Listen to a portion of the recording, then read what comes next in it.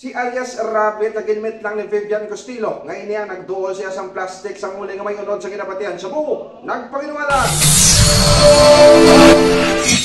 Lubos nga ginapanginuwala ni alias Rabbit nga hindi siya kagwala ini nagduol sa plastic sang improvised uling nga may unod sang illegal nga droga kay Vivian Costilo nga ipalihog pasulod sa BGMP ong Kaharo sa atong Agosto 9, 2023. Sa eksklusibo nga interview sa Radyo Bandera Iloilo kay Rabbit, iyagin pahayag nga wala gid ini nakita si Costilo sang antes pa ini nadakpan. Depensa ni Rabbit nga upod niya ang iyang abayaw nga nagkadto sa barangay Lanitaro kag wala gid masugata o kon makita sa dalanon si Costilo kag wala man sang may natabo nga pagduhol sang plastik.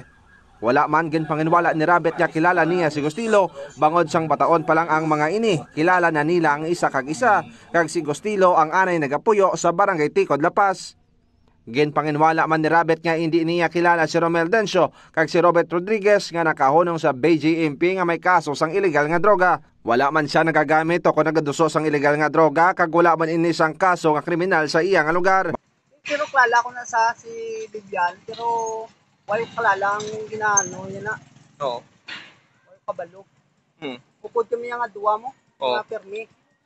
Wala man ko kaklala na siya. Wala kilala. Oh, pero kapon din ka no? Oh. Ulo ko din ni bayaw. Diri lang. Kilala mo gini si Vivian, no? Oy, klala ni Chong. Ay, pa desisyon kay ilan niya ano mo.